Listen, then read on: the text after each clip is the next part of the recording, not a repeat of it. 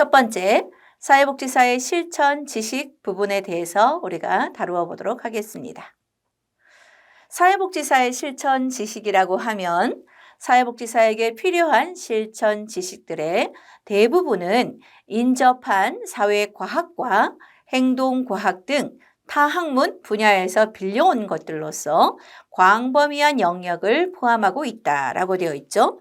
여기에서 광범위한 영역이라고 했는데요. 그러면 어떤 학문 분야들이 사회복지사의 실천 지식 또는 사회복지 학문과 관련이 있을까요? 한번 보죠. 첫 번째는 사회 분야입니다. 그리고 두 번째는 정치 분야인데요. 우리가 우리 사회의 문제나 또 정치적인 내용들을 모르고서는 온전한 사회복지 실천 지식을 우리가 활용할 수 없다는 거죠. 그리고 세 번째는 경제 문제입니다. 왜 경제가 필요할까요? 사회복지는 재원으로 서비스를 제공하는 거기 때문에 이런 경제 분야를 무시할 수가 없고요. 또 문화입니다. 최근에 사회복지는 다문화로 가는 추세죠.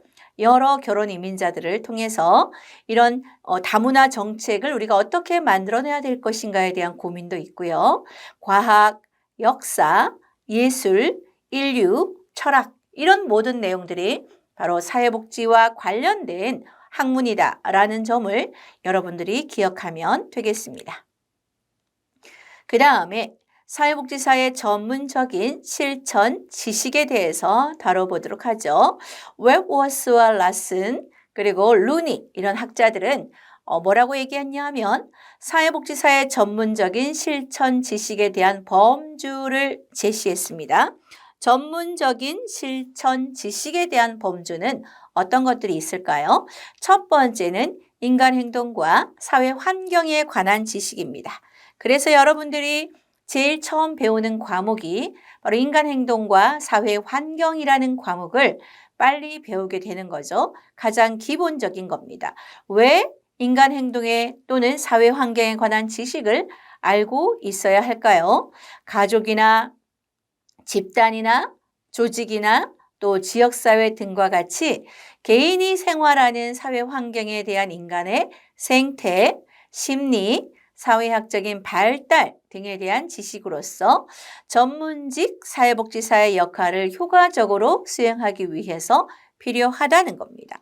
가족과 집단과 조직과 지역사회라고 했는데 이러한 모든 분야가 결국은 인간을 둘러싸고 있는 중요한 사회 환경이 되고 이들의 생태와 심리와 사회학적인 이런 발달에 대해서 여러분들이 미리 파악하고 있어야 어떻게 서비스를 제공할 것인지 여러분의 사회복지사의 역할을 효과적으로 수행할 수 있게 됩니다.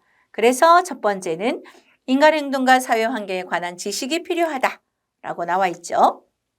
또는 발달 시기와 관련된 인간의 욕구와 그에 따른 자원에 대해서 알아야 하며 다양한 문화와 어떻게 상호작용하는지도 알아야 한다는 겁니다. 최근에 사회복지사의 이런 문화적인 감수성에 대해서 시험이 1급에 종종 출제가 되고 있습니다.